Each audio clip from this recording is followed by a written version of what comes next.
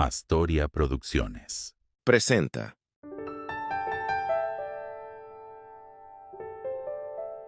Ataraxia, Vivir en Calma, con Gerardo Casasus. Estamos ya segundo episodio de Ataraxia y como prometí en el episodio anterior, vamos a estar explorando todo el tema de la ansiedad. Esto es realmente una tesis de profundidad para todas estas personas que como yo podemos compartir esta sensación terrible de sentirnos en el estado constante de esta alteración, ¿no? Y como vieron, vamos a tener dos secciones en este episodio. La primera vamos a explicar y jugar y divertirnos entendiendo el concepto de la ansiedad. Y después ya vamos a ver puntualmente qué podemos hacer para quitar y solucionar este problema. Quiero hacer una aclaración antes, importantísima. Esto no sustituye una terapia, ¿ok?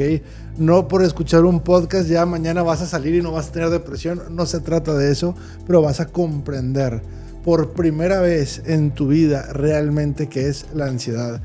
Vamos a explicarlo desde el punto de vista laboral, desde el punto de vista personal. Va a ser un viaje fascinante. Quiero romper un mito. La ansiedad no es una enfermedad como tal, ¿ok?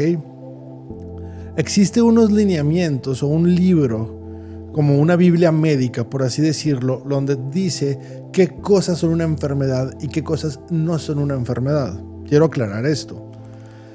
Existe en el síntoma de la ansiedad, que es un mecanismo de supervivencia. Grábense eso, que es bien importante.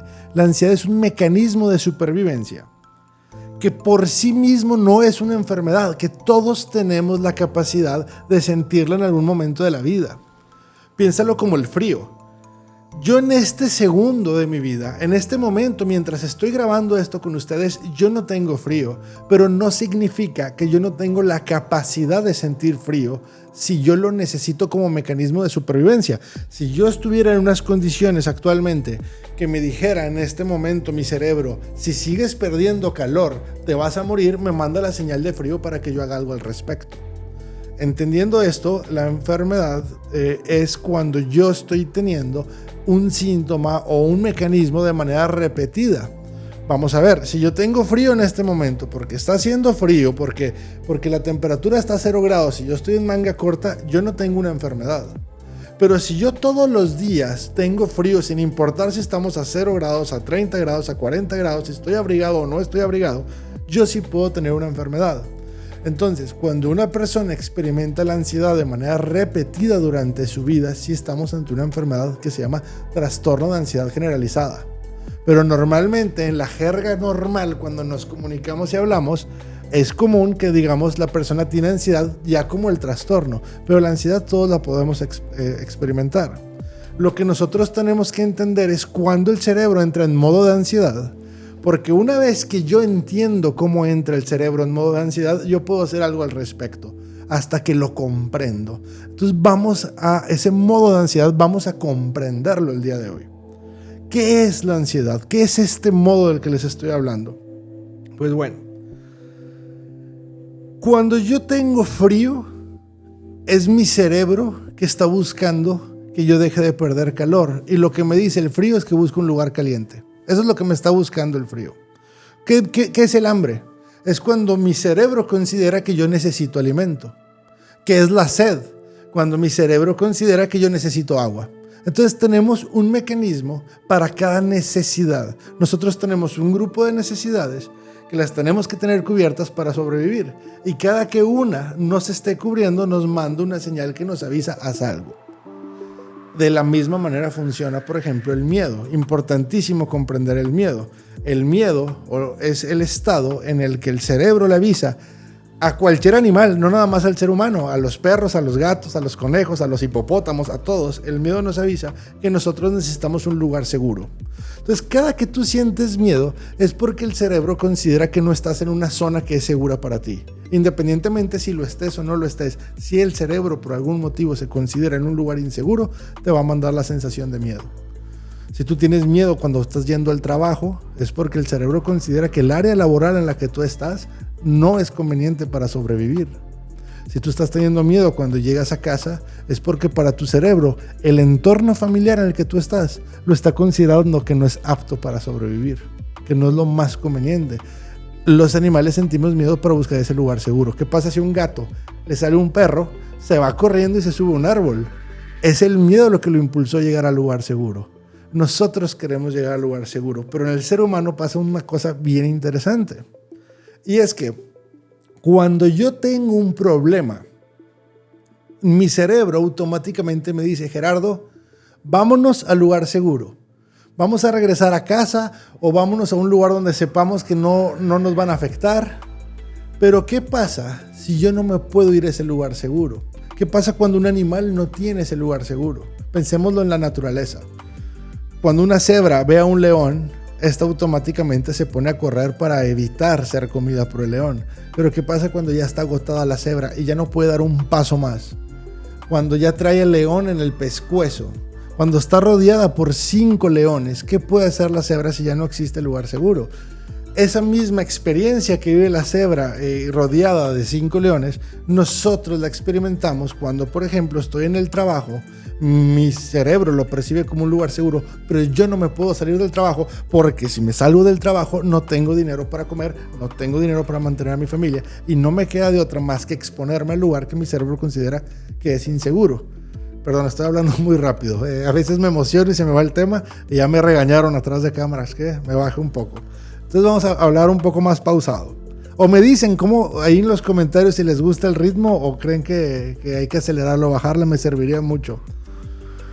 ¿Qué vamos a hacer en este tipo de situaciones cuando nosotros estamos en una circunstancia en la que el cerebro considera que no está en un lugar seguro, pero no tiene ese lugar seguro donde ir?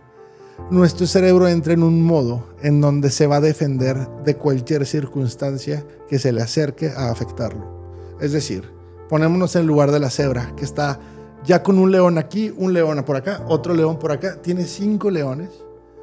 Cualquier ruido, cualquier movimiento, cualquier cosa que suceda, va a empezar a lanzar mordidas y patadas al azar. Así es como se va a poner. No se va a poner a ver a qué león sí, a qué león no. Es un estado máximo de supervivencia. ¿Qué pasa con el ser humano? Nosotros evolucionamos de una manera súper lenta desde el punto de vista biológico. Es decir, si nosotros pensamos en, por ejemplo, mi abuelo ya falleció, pero era de 1908, si mal no recuerdo. Estamos hablando que mi abuelo vivió su juventud en los 20s, 30s del siglo XX. La vida era completamente distinta a la actual, pero físicamente mi abuelo y yo somos idénticos. Nuestras mentes son las mismas, las hormonas son las mismas, el corazón es el mismo, los pulmones es el mismo, el ADN es casi el mismo. Pero 2 vidas totalmente diferentes. O sea, nuestro cuerpo sigue siendo el mismo del siglo XV, del siglo XVIII y del siglo XX porque la evolución es lenta. Entonces nosotros tenemos los mismos mecanismos que un cavernícola para sobrevivir. Y cosas como el matrimonio o el trabajo son recientes.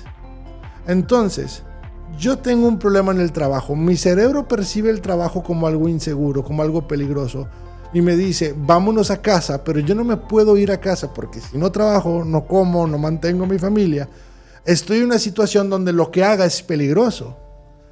Como el trabajo es algo nuevo, tendrá, no sé, el trabajo como lo conocemos tiene unos 2 siglos más o menos. O sea, el trabajo de 9 a 5, el sistema fordiano que empezó Ford a finales del siglo XIX, pues tiene 150 años el trabajo. No estamos preparados para trabajar. El matrimonio tendrá unos 2.600 años, 2.800 años. Es muy nuevo desde un punto de vista biológico. No estamos preparados para el matrimonio desde un punto de vista biológico. Entonces, cuando yo estoy en esa situación en mi relación o yo estoy en esa situación en el trabajo, mi cerebro dice, ¿sabes qué? No sé qué hacer con esto, pero aquí tengo estas hormonas que hace 40,000 años servían para defendernos de leones en la selva. Te las voy a poner a ver si sirven de algo. Entonces nuestro cuerpo se empieza a llenar de neuronas y neurotransmisores para defendernos de lo que sea. Eso es el estado de ansiedad. Es el proceso que vivimos todos los animales, Seamos seres humanos, perros, gatos, chimpancés, gorilas, conejos, no importa. Es el proceso por excelencia y precioso proceso para salvar la vida cuando tenemos que ir a un lugar seguro, pero el lugar seguro no está disponible. Me acuerdo de una ocasión, no hace mucho, en el que yo fui a un Soriana. Y yo estaba haciendo fila para comprar ahí en la tienda. Y delante de mí estaba una señora con una niña de unos 4 años. Quiero creer que es su hija, lo más probable es que sea su hija. Y la niña estaba haciendo un berrinche de aquellos de dolor de cabeza, que se veía pobre mamá muy frustrada, viendo a la niña ya desesperada, la mamá de no saber qué hacer con ella, pues estaba llorando y llorando, como que la niña quería comprar algo y la mamá le había dicho que no, y había ahí como un drama. Entonces, en su desesperación, la mamá le dice a la niña: si te sigues comportando como lo estás haciendo, o sea, si tú sigues llorando así, aquí te voy a dejar y me voy a ir. Entiendo que la mamá ama a su hija, no quiero criticar, no quiero que esto se malentienda, pero si hacemos un estudio antropológico de lo que está sucediendo en el cerebro de la niña, que para ella lo que dice la mamá es algo literal, pues lo que está aprendiendo este cerebro es que la persona que la protege y la cuide, que es un lugar seguro, que es su mamá, en cualquier momento lo puede abandonar. O sea, no está en un lugar seguro. Pero aparte, para sí poder ser aceptada por su mamá y mantenerse ahí con ella y que no ser abandonada, porque su cerebro no entiende que es una amenaza, que la mamá realmente no se va a atrever a hacerlo, en su cerebro literal. Pues entonces esta niña lo que dice, o una de dos, o sacrifico la única forma en que yo sé comunicar que necesito amor, que es haciendo un berrinche, para poder ser aceptada por mi mamá. O si no, yo sigo comunicando lo que es importante para mí, pero me van a abandonar aquí. Entonces, haga lo que haga, hay un peligro. Por un lado, sacrifico mi forma de comunicación, o por otro lado, soy abandonada. Estamos fabricando ahí ansiedad. ¿Se fijan cómo se está dando el cultivo para que se cree un ansioso en un futuro? Y ese tipo de circunstancias las vivimos muchas veces desde la infancia sin darnos cuenta, que se van acumulando dentro de nuestro organismo. Y cuando nuestro cerebro empieza a decir, pase lo que pase, va a haber peligro, pues en ese momento se desata la ansiedad. A mí me tocó conocer no me acuerdo si fue en agosto del año pasado, con un paciente con quien yo estaba hablando. Me decía: mira, Gerardo, me pasó algo que nunca creí que me fuera a pasar. Te vas a burlar, me dijo él. Yo iba saliendo de un estacionamiento y me iba tomando un café. Él iba así con su café en la mano y de repente el café iba caliente, no tenía tapa. Se atraviesa a alguien por atrás que lo mira al retrovisor, frena en seco y pues se sacude el carro y le salta un chorro de café caliente y le cae sobre el regazo, quemándole la pierna. Y en ese momento empezó un ataque de pánico. En ese momento empezó a tener una crisis, una sensación de falta de aire, presión en el pecho, sensación de que se ahoga. En un principio él creía que le estaba dando un infarto, que es algo muy común que pasa a la gente que está en un ataque de pánico. Como duele el pecho, se asemeja a una situación así. Y me decía: yo me considero una persona muy fuerte, con una vida increíble, tengo muy buen trabajo, tengo una excelente familia, afortunadamente estoy muy sano, pues no entiendo por qué me está dando un ataque de pánico solo por un café.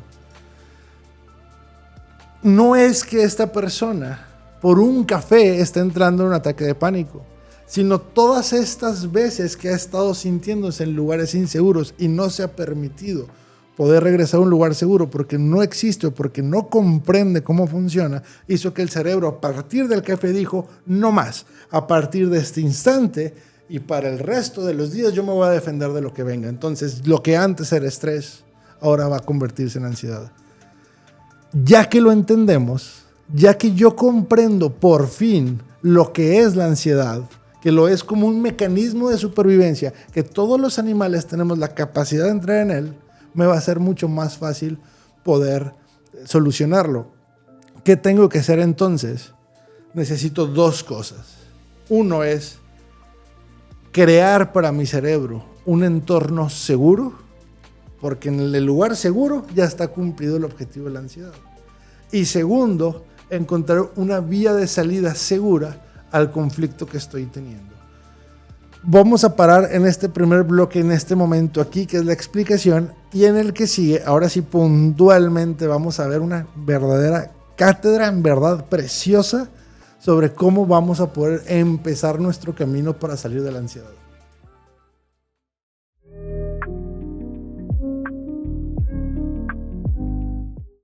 Segunda parte, aquí continuamos con lo de la ansiedad. Ya me puse muy serio ahorita, ya quiero que se me empiecen a relajar un poco porque ahora sí quiero dar directo al punto. ¿Qué vamos a hacer con esta ansiedad para que se puedan llevar algo, ¿no? Aclaré el principio, esta no es la solución a la ansiedad, lo aclaré en un principio, pero es el inicio de un camino. Hay una frase que a mí me encanta que dice: el viaje más largo que vamos a hacer en nuestra vida es el que va de la cabeza al corazón. Esa frase para mí es fascinante, es un viaje que nosotros tenemos que ir entendiendo y explorando. Y yo lo que les quiero dar es unas pautas simples y quiero parafrasear a un psicólogo de nombre Daniel Siegel, que algún día, no me acuerdo honestamente en qué libro leí de él, que compara a nuestro cerebro con un cachorro recién adoptado que sufrió maltrato.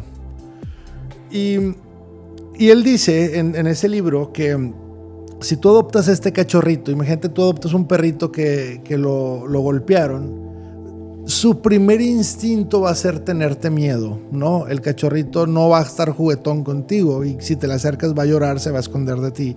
A pesar de que tú seas bueno, como él ya tuvo un maltrato por otro ser humano, en su cerebro dice, pues cualquier ser humano me va a hacer daño, no se va a poner a investigar quién sí y quién no.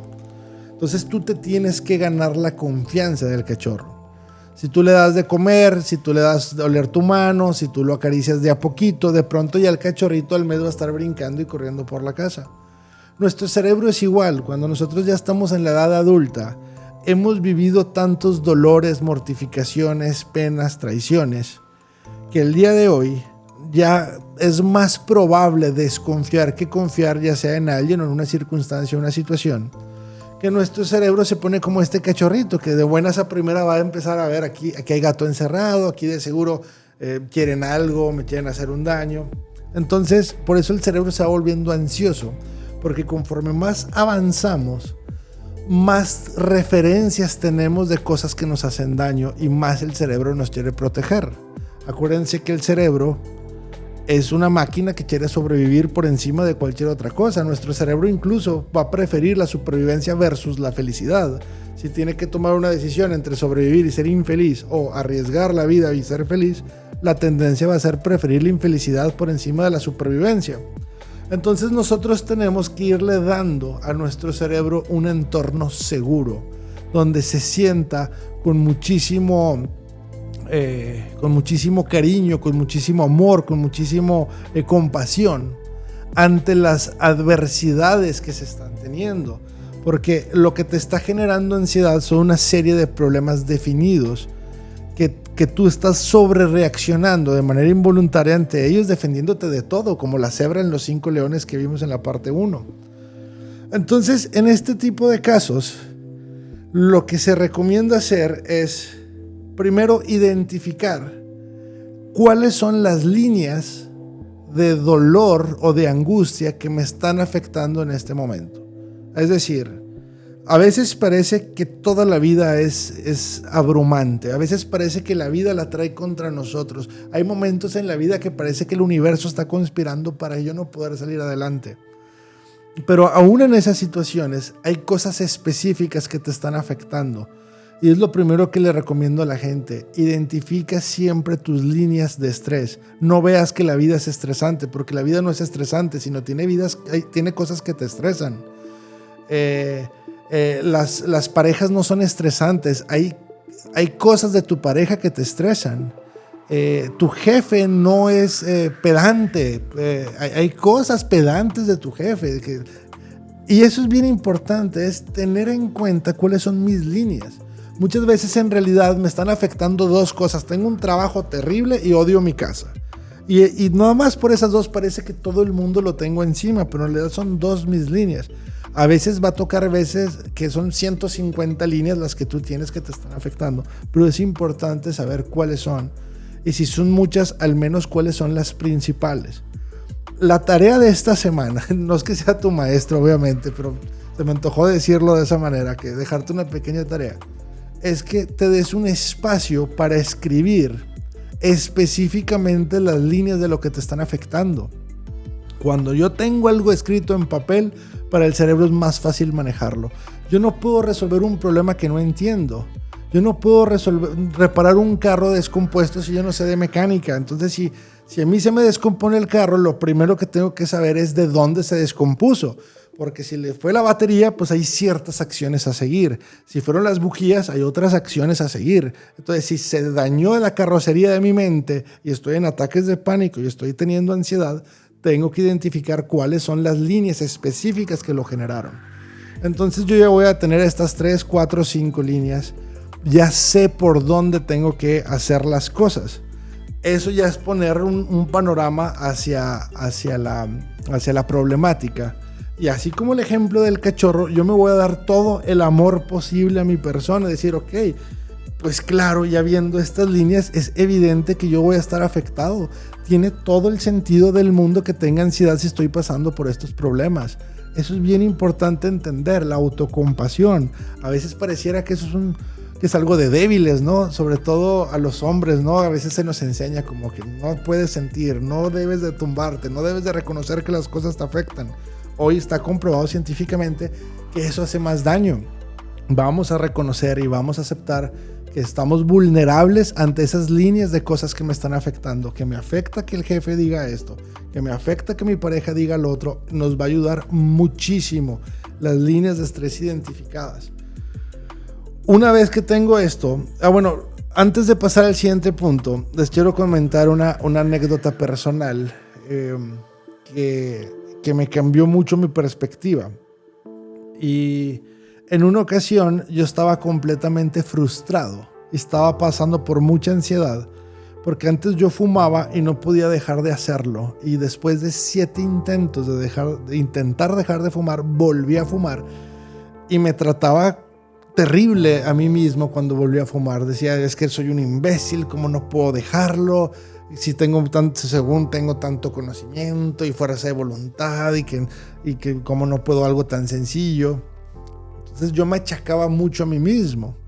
Si mi cerebro es un cachorrito temeroso que lo que está buscando es un lugar seguro, el tratarme mal es lo equivalente a pegarle a ese perro. Vamos a tratar al cerebro como este cachorrito que quiere un lugar seguro. Es lo que finalmente estamos buscando, sentirnos seguros. Y yo me acuerdo que cuando una de las que yo me estaba hablando muy feo, mi hermana me hizo una pregunta que me impactó, que me cambió mucho la forma de ver las cosas. Me dice mi hermana, ¿qué harías si tu sobrina, yo tengo una sobrina que quiero bastante, y me dice, ¿qué harías si tu sobrina es la que estuviera intentando dejar de fumar y no estuviera pudiendo después de 7 intentos? ¿Cómo la tratarías a ella? Y eso a mí me cayó el 20 porque dije, sí, cierto, yo a ella, si estuviera tratando de dejar de fumar y no puede, le dije a mi hermana, yo me la llevaría a un todo incluido a Cancún para que se despreocupara, que estuviera en la playa con comida, con bebidas, me la llevaría a pasear, le diría que es normal, que es difícil, que ella lo va a lograr. Y mi hermana me dice, ¿y por qué tú no te tratas de esa manera? O sea, ¿por qué tu sobrina si te la llevas a Cancún, un todo incluido, para que deje de fumar y a ti te tratas como un imbécil que no puede dejarlo?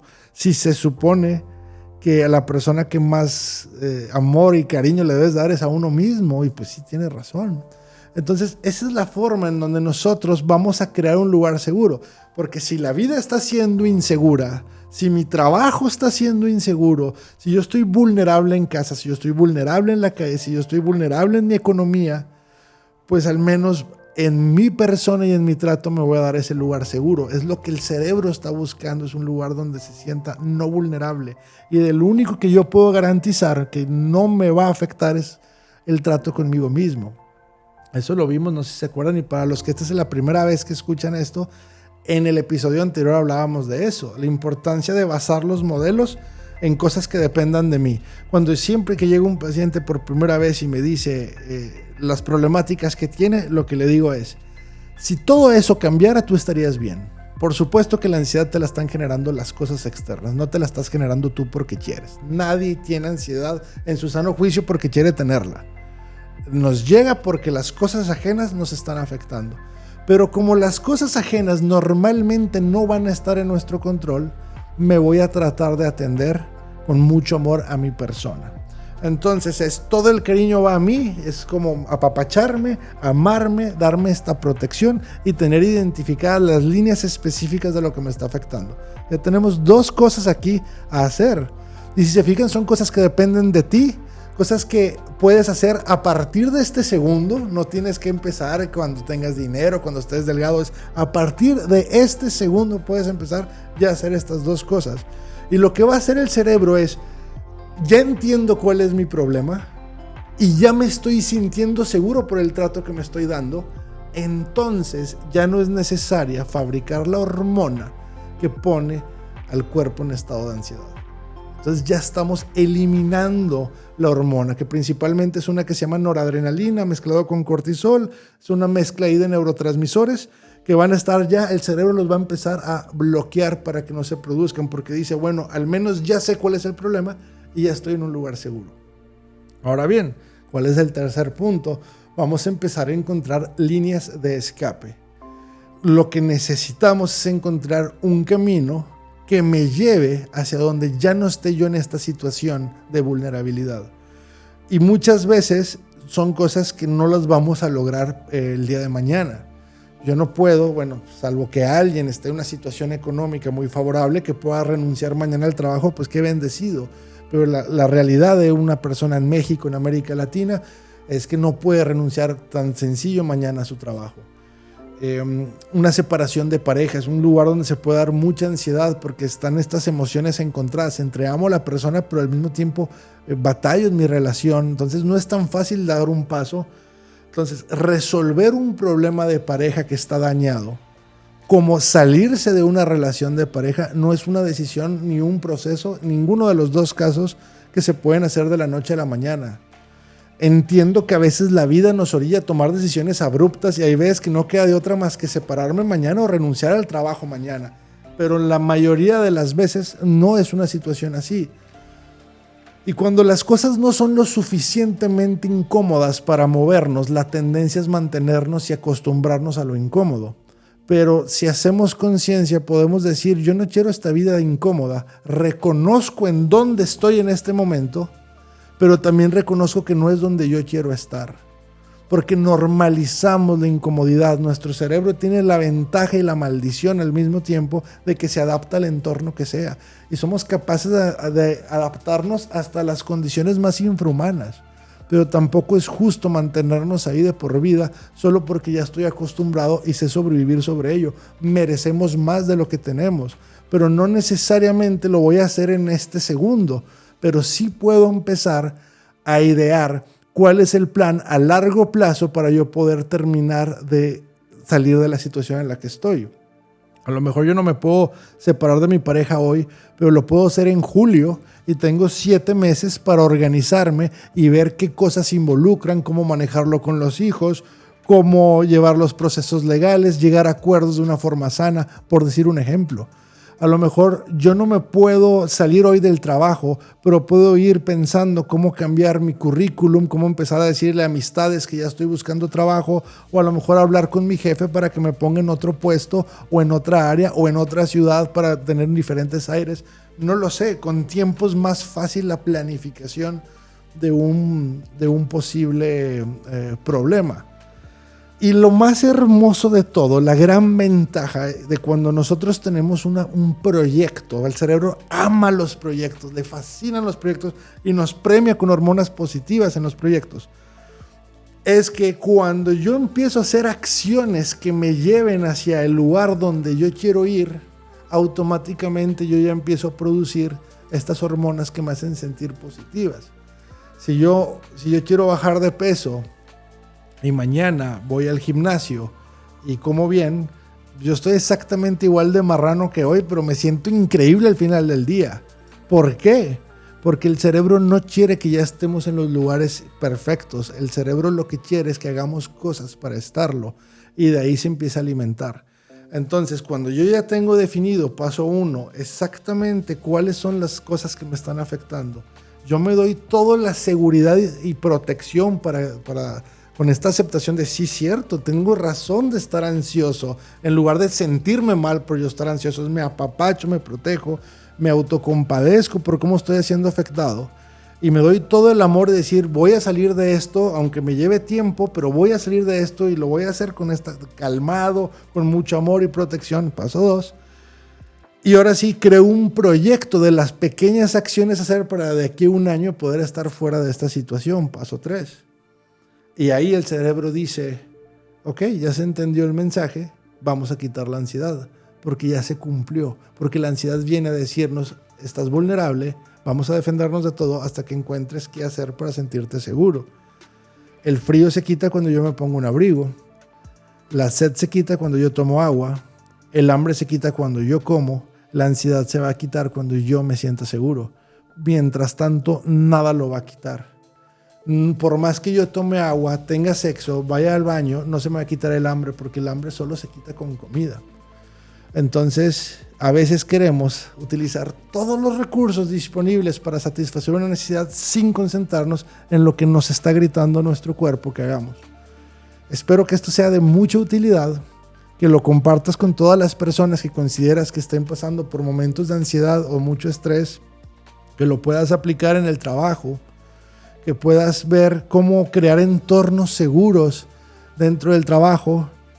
Y si quieren que hablemos más de esto, por ejemplo, desde el punto laboral, podemos hablar algo específico para cómo crear estos entornos dentro del trabajo. Y bueno, pues que nos comenten también qué más quieren que estemos experimentando en estos temas. Ya hablamos de la ansiedad.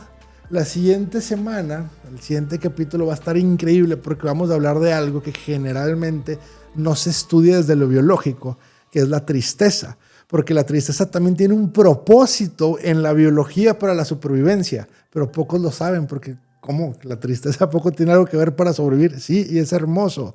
Y es hermosa la tristeza cuando la entendemos y lo vamos a ver la siguiente semana para que estén aquí siempre al pendiente y muchas gracias. Astoria Producciones. Presentó Ataraxia, Vivir en Calma, con Gerardo Casasus.